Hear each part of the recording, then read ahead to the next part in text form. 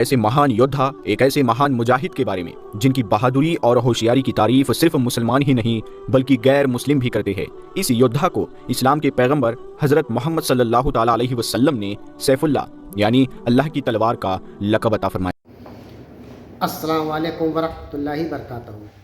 उम्मीद है आप लोग सब खैरियत से होंगे। मैं भी अल्हम्दुलिल्लाह अल्लाह का लाख लाख शुक्र है, ऐसा खैरियत से हूँ। और इंशाअल्लाह जिस वीडियो का रिएक्शन दे रहा है नूर हदीस चैनल का नाम है। इनके चैनल का लिंक मेरे सब्सक्राइब को दे दूँगा, आप लोगों ने चैनल सब्सक्राइब करिएगा और मेरी वीडियो को अंत तक देखिए। दोस्तों आज की वीडियो बड़ी इंपॉर्टेंट है, दोस्तों बड़ी बेहतरीन वीडियो है। आज हम इस वीडियो के जरिए जानने की कोशिश खालिद बिन वलीद। हाँ दोस्तों, खालिद बिन वलीद वो शख्स हैं, वो बहादुर इंसान है, वो ईमान वाले हैं कि उन्होंने अपनी ज़िंदगी में जितनी भी जंगें लड़ी हैं कभी कोई जंग को हारे नहीं, हमेशा वो जंग जीते हैं, फ़तेह दी है, अल्लाह के करम से उनको फ़तेह मिली है। और उनको एक लक़ब दिया गया था सैफुल्लाह। सैफुल्लाह मतलब अल्लाह की तलवार। तो खालिद बिन वलीद के बारे में पूरी हकीकत जानेंगे, उनका पूरा इतिहास जानेंगे और किस तरह से पहले तो मुसलमान नहीं थे, पहले तो वो समझ लिए काफिर थे एक तरीके से उनसे कहा जाएगा। फिर मुसलमान हुए, ईमान लिया यानी कि नबी पाक सल्लल्लाहु अलैहि वसल्लम पे ईमान लिया है। उसके बाद भी उनका जो जज्बा जो जोश था कि जिस जंग में वो शामिल होते थे वो जंग अपने आप दुश्मन छोड़ के भागते थे। उनको पता चल गया कि खालिद बिन वलीद है तो वो जंग अपने आप समझ ली जीत गई। तो आइए हम लोग खालिद बिन वलीद का पूरा इतिहास जानते हैं इस वीडियो के ज़रिए से। वीडियो दोस्तों एंड तक ज़रूर देखिएगा, बड़ी इंपॉर्टेंट बड़ी बेहतरीन वीडियो है और जितना हो सके इसको शेयर ज़रूर करिएगा और वीडियो को एंड तक ज़रूर देखिएगा। तो चलिए बिना देर पहले वीडियो स्टार्ट करते हैं, फिर उसके बाद बात करते हैं। ऐसे महान योद्धा, एक ऐसे महान मुजाहिद के बारे में जिनकी बहादुरी और होशियारी की तारीफ सिर्फ मुसलमान ही नहीं बल्कि गैर मुस्लिम भी करते हैं। इस योद्धा को इस्लाम के पैगंबर हजरत मोहम्मद सल्लल्लाहु ताला अलैहि वसल्लम ने सैफुल्लाह यानी अल्लाह की तलवार का लक़ब अता फरमाया था। इस योद्धा का नाम खालिद बिन वलीद है। खालिद बिन वलीद की पैदाइश 592 ईस्वी में मक्का में हुआ था। उनके वालिद जिनका नाम वलीद था वो मक्का के सबसे अमीर और मशहूर लोगों में से एक थे। दोस्तों जिस वक्त इस्लाम के पैगंबर यानी हजरत मोहम्मद सल्लल्लाहु ताला अलैहि वसल्लम ने अपने नबी होने का ऐलान फरमाया और लोगों को इस्लाम की तरफ बुलाना शुरू किया, उस वक्त खालिद बिन वलीद की गिनती उन लोगों में होती थी जो लोग इस्लाम के सबसे ज्यादा मुखालिफ थे। ये इस्लाम के सबसे ज्यादा कट्टर दुश्मन थे और ऐलान नबूवत के 19 साल बाद तक ये काफिर ही रहे। ये इस्लाम के इतने ज़्यादा और बड़े दुश्मन थे कि हमेशा इस्लाम को मिटाने के बारे में ही सोचा करते थे और हमेशा इस्लाम के खिलाफ साजिश करने वालों के साथ ही बैठा करते थे। मगर दोस्तों अल्लाह ताला की तो शान ही निराली है, कोई नहीं जानता कि अल्लाह ताला किसे हिदायत दे दे और यही खालिद बिन वलीद के साथ हुआ। दोस्तों जब भी मुसलमानों और काफिरों के बीच जंग हुआ करती थी तो ज्यादातर जंगों में काफिरों की तरफ से फौज के कमांडर हजरत खालिद बिन वलीद ही हुआ करते थे क्योंकि ये फौज में सबसे ज्यादा महारत रखा करते थे। दोस्तों यकीनी तौर पर आपने वो वाकया तो जरूर सुना या पढ़ा होगा कि जब जंग ओहद के मौके पर हुजूर अकरम सल्लल्लाहु ताला अलैहि वसल्लम ने मुसलमानों की फौज में से कुछ सहाबा इकराम को एक पहाड़ी के रास्ते पर ये कहकर खड़ा कर दिया था कि चाहे मुसलमान फौज जीते या हारे लेकिन तुम लोगों को इस पहाड़ी के रास्ते से नहीं हटना है। क्योंकि वजह ये थी कि वो पहाड़ी ऐसी जगह पर थी कि मक्का के काफिरों की फौज अगर चाहती तो उस पहाड़ी के रास्ते से पीछे से आकर मुस्लिम फौज पर चुपके से हमला कर सकती थी। लिहाजा हुजूर अकरम सल्लल्लाहु ताला अलैहि वसल्लम ने इसी वजह से उस पहाड़ी पर चंद सहाबा को खड़ा कर दिया था ताकि काफिर इधर से किसी भी हाल में हमला ना कर सके। दोस्तों बहुत खतरनाक जंग हुई। मुसलमानों ने गिनती में कम होने के बावजूद भी मक्का के काफिरों को धूल चटा दी, लेकिन यकीनन खुदाए ताला को कुछ और ही मंजूर था। जिन चंद लोगों को इस्लाम के पैगंबर यानी हुजूर अकरम सल्लल्लाहु ताला अलैहि वसल्लम ने पहाड़ी के रास्ते पर खड़ा किया था, उन लोगों ने जब देखा कि मुसलमान जंग जीत गए हैं और काफिरों के माल को लूटने लगे हैं तो उन लोगों में से ज्यादातर लोगों ने भी अपनी जगह छोड़ दी और मैदान में आकर खुशी मनाने लगे। इसका नतीजा ये हुआ कि खालिद बिन वलीद जो उस वक्त काफिरों की फौज में शामिल थे और उस वक्त काफिर हुआ करते थे और जंग में बहुत ज्यादा महारत रखा करते थे, उन्होंने अपने चंद लोगों के साथ पीछे से मुड़कर उस पहाड़ी वाले रास्ते से मुसलमानों पर दोबारा हमला किया। ये इतना खतरनाक हमला था कि मुसलमानों को कुछ समझ नहीं आया कि आखिर ये कैसे मुमकिन हो गया। खालिद बिन वलीद ने अपनी तलवारों से लगातार कई सहाबा को शहीद कर दिया और देखते ही देखते पूरी जंग का नक्शा बदल गया। वो जंग जो मुसलमान जीत चुके थे अब उनकी हार में बदल चुकी थी और ये सब कुछ हुआ था खालिद बिन वलीद की महारत की वजह से जो उस वक्त काफिर हुआ करते थे। दोस्तों सुलह हुदैबिया के बाद हजरत खालिद बिन वलीद बहुत परेशान रहने लगे। उनकी परेशानी की वजह इस्लाम की तेजी से बढ़ती हुई तरक्की थी।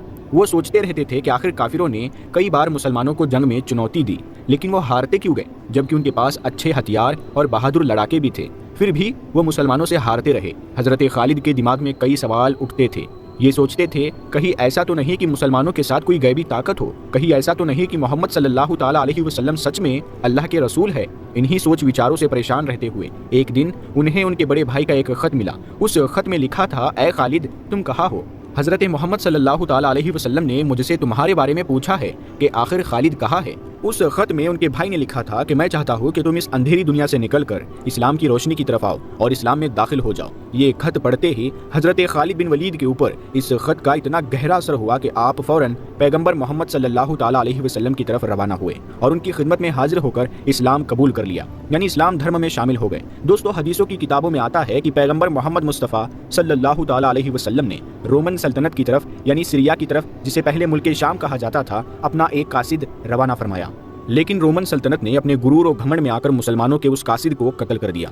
पहले के ज़माने में चाहे दुश्मन कितना ही खतरनाक क्यों ना हो, वो कासिद यानी पैगाम पहुंचाने वाले को कत्ल नहीं करता था, क्योंकि कासिद को कत्ल करने का मतलब जंग का खुला ऐलान होता था। जब मुसलमानों का कासिद कत्ल कर दिया गया तो हुजूर सल्लल्लाहु ताला अलैहि वसल्लम ने भी मदीने से सहाबा की एक बड़ी फौज को जंग के लिए सीरिया की तरफ रवाना फरमाया और उस जंग का कमांडर हज़रत ज़ैद बिन हारिसा को बनाया। दोस्तों, ज़ैद बिन हारिसा हुजूर अकरम सल्लल्लाहु ताला अलैहि वसल्लम के मुंह बोले बेटे भी थे और ये वो इकलौते सहाबी है कि जिनका नाम कुरान में भी आया है। और हुजूर ने जाते हुए सहाबा को ये नसीहत फरमाई कि अगर ज़ैद शहीद हो जाए तो इसके बाद अपनी फ़ौज का कमांडर जाफ़र को बना देना, और अगर जाफ़र भी शहीद हो जाए तो अपनी फ़ौज का कमांडर अब्दुल्ला बिन रवाहा को बना देना, और अगर वो भी शहीद कर दिया जाए तो उसके बाद जिस पर तुम लोग राजी हो जाओ उसी को अपना कमांडर बना लेना। हुजूर ने ये नसीहत करके सीरिया की तरफ अपने लश्कर को रवाना फरमाया और हुजूर सल्लल्लाहु ताला अलैहि वसल्लम मस्जिद नबवी में अपने चंद सहाबाओं के साथ मदीना शहर में बैठ गए। एक तरफ सीरिया में जंग हो रही थी और दूसरी तरफ हुजूर मदीना में पूरी जंग का नक्शा अपने सहाबा को बैठ कर बता रहे थे। बड़ी ही खतरनाक जंग हुई और हुजूर रो रहे थे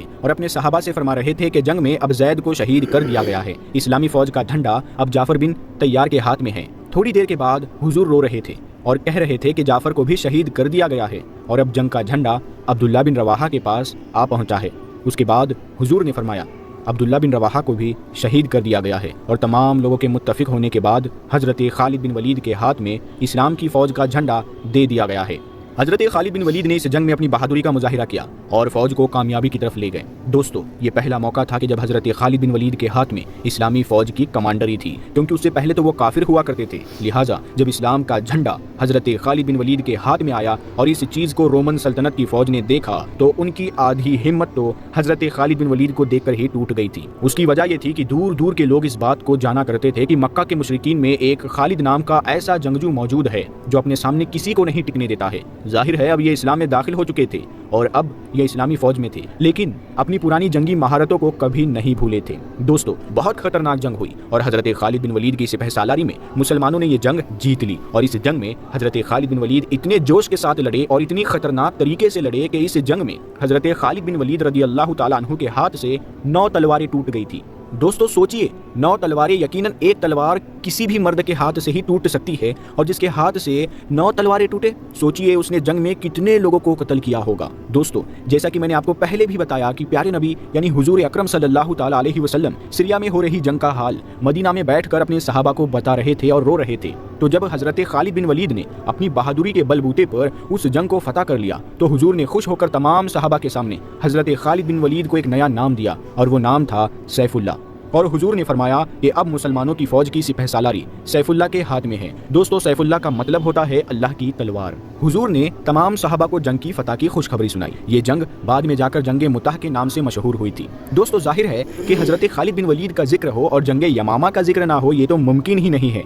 हज़रत खालिद बिन वलीद की सबसे मशहूर जंग जंगे यमामा है और वो ये जंग थी जो मुसलमानों ने एक ऐसे शख्स से लड़ी थी कि जिसने हुजूर अकरम सल्लल्लाहु ताला अलैहि वसल्लम की वफ़ात के बाद, यानी जब हुजूर इस दुनिया से ज़ाहिरी तौर पर इंतकाल कर गए थे, तो उसने नबूवत का दावा कर दिया था और उसने कहा था कि मैं भी नबी हूँ। इसका नाम था मुसलमा कज़्ज़ाब। यकीनन ये जंग बहुत ख़तरनाक थी क्योंकि मुसलमानों के सामने कोई छोटी मोटी फ़ौज नहीं थी बल्कि बहुत बड़ी फ़ौज थी। इस फ़ौज की तादाद थी तकरीबन 50 से 60 हज़ार। लेकिन जाहिर है कि मुसलमान भले ही कम थे لیکن ان کا سپہ سالار ایسا خطرناک انسان تھا جس کا نام تھا حضرت خالد بن ولید۔ حضرت خالد بن ولید نے اپنے پیتروں اور ہوشیاری سے مسلمہ کذاب کی اتنی بڑی فوج میں تباہی مچا دی اور وہ لوگ گھبرا کر اپنے قلعوں میں واپس بھاگنے پر مجبور ہو گئے۔ حضرت خالد بن ولید نے ان کے قلعوں کو چاروں طرف سے گھیر لیا اور مسلمہ کذاب کو قتل کر دیا۔ اس کے بعد یہ جنگ بھی جیت لی گئی۔ حضرت خالد بن ولید حضرت ابو بکر صدیق کو خلافت کے پورے دور میں مسلمانوں کے آرمی چیف بنے رہے، یعنی مسلم فوج کے سپہ سالار بنے رہے۔ لیکن جب جنگ یرموک کا وقت آیا اور اس وقت تک حضرت ابو بکر صدیق کی وفات ہو گئی تھی اور حضرت عمر فاروق اعظم رضی اللہ تعالی عنہ خلیفہ بن چکے تھے، تو حضرت عمر رضی اللہ تعالی عنہ نے حضرت خالد بن ولید کو مسلمانوں کے آرمی چیف کے پد سے ہٹا دیا۔ دوستو، آج بھی بہت سے مسلمانوں کے دماغ میں یہی غلط فہمی رہتی ہے کہ حضرت عمر فاروق اعظم نے ایک ایسے سپہ سالار کو آرمی چیف کے پد سے کیوں ہٹا دیا جو ہر جنگ میں مسلمانوں کی فوج کو فتح دلا رہا تھا۔ اس کی مین وجہ یہ تھی کہ حضرت عمر فاروق اعظم رضی اللہ تعالیٰ عنہ کی ان سے کوئی ذاتی دشمنی نہیں تھی، بلکہ اس کی اصل وجہ یہ تھی کہ حضرت خالد بن ولید کی سپہ سالاری میں مسلمان لگاتار فتح پر فتح حاصل کیے جا رہے تھے، اور لگاتار فتح حاصل کرنے کی وجہ سے مسلم فوج کے سپاہیوں کے دماغ میں یہ بات بیٹھ چکی تھی کہ ہم حضرت خالد بن ولید کی وجہ سے ہی جنگ کو جیتتے ہیں، یعنی اگر کسی جنگ میں ہمارے ساتھ خالد بن ولید نہیں ہوں گے تو ہم اس جنگ کو کبھی نہیں جیت پائیں گے۔ مسلم سپاہیوں کی اس سوچ کو مٹانے کے لیے حضرت عمر فاروق نے حضرت خالد بن ولید کو آرمی چیف کے پد سے ہٹا کر ان کی جگہ پر حضرت ابو عبیدہ ابن جراح کو بیٹھا دیا تھا۔ حضرت عمر فاروق کے اس فیصلے سے پورے مدینے میں افراتفری مچ گئی، لوگوں کے درمیان ادھر ادھر کی باتیں ہونے لگی۔ تمام لوگ کہنے لگے، ارے عمر نے یہ فیصلہ کیسے لے لیا؟ اب مسلم فوج کا کیا ہوگا؟ اتنی بڑی فوج کے سامنے مسلم فوج کیسے مقابلہ کرے گی؟ اگر مسلمان ہار گئے تو کون ذمہ دار ہوگا؟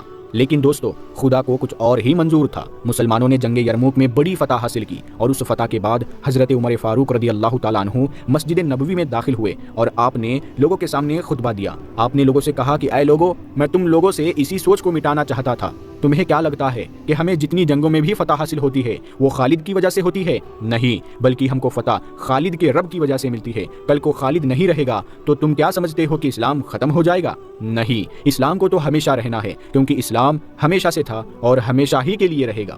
پیارے دوستو، حضرت خالد بن ولید نے اپنی پوری زندگی میں تقریباً 200 جنگیں لڑی تھی، اور یہ دنیا کے پہلے ایسے آرمی چیف تھے جنہوں نے اپنی پوری زندگی میں ایک بھی جنگ نہیں ہاری تھی۔ یہاں تک کہ وہ ایک جنگ جو انہوں نے کافروں کی طرف سے مسلمانوں کے خلاف لڑی تھی، یعنی جنگ احد، اس میں بھی ان کو فتح حاصل ہوئی تھی۔ اسلام میں داخل ہونے کے بعد یہ تقریباً 7 سے 8 سال لگاتار کافروں سے جنگ لڑتے رہے تھے۔ اپنی زندگی کے آخری وقت میں یہ بیماری کی وجہ سے بستر پر آ گئے تھے۔ اس کے بعد تمام صحابہ ان کی چارپائی کے ارد گرد کھڑے ہوئے تھے۔ حضرت خالد بن ولید اس بستر پر لیٹ کر زاروں قطار رو رہے تھے۔ صحابہ نے پوچھا، اے خالد بن ولید، تم کیوں رو رہے ہو؟ حضرت خالد بن ولید فرماتے ہیں کہ میرے جسم پر کوئی بھی ایسا حصہ نہیں ہے جہاں پر کسی تلوار یا نیزے کا نشان نہ ہو۔ میں نے اپنی پوری زندگی میں سینکڑوں جنگیں لڑی ہے، لیکن اس کے باوجود بھی آج میں بستر پر ایک بوڑھے اونٹ کی طرح مر رہا ہوں۔ میری بھی خواہش تھی کہ میں کسی جنگ میں قتل ہو کر ایک شہید کا درجہ حاصل کروں، لیکن ایسا نہیں ہو سکا۔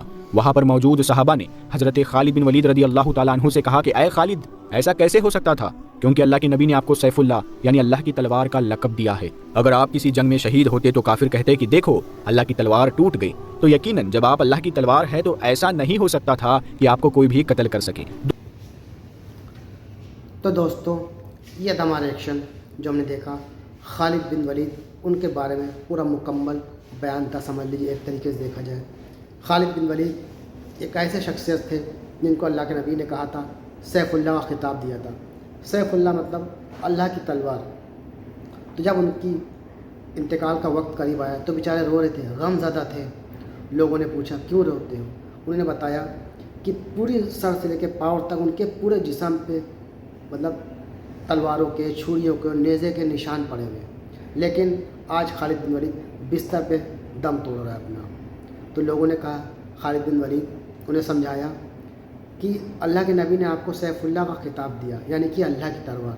اگر کسی جنگ میں وہ شہید ہو جاتے تو لوگ یعنی کہ کافر لوگ کہتے اللہ کی تلوار ٹوٹ گئی۔ اس لیے ان کی جو موت مطلب یعنی کہ ان کا جب انتقال ہوا تو اپنی ہی موت ان کا انتقال ہوا، یعنی کہ بستر پہ انتقال ہوا۔ ان کو شہادت کا درجہ نہیں ملا، کیونکہ دوستوں شہادت بہت بڑا مرتبہ ہے شہادت کا۔ تو یہ تھا خالد بن ولید کا پورا مکمل بیان۔ دوستوں، آپ کو امید ہے ویڈیو اچھی لگی ہوگی۔ ویڈیو اچھی لگی تو اس کو شیئر ضرور کریے گا۔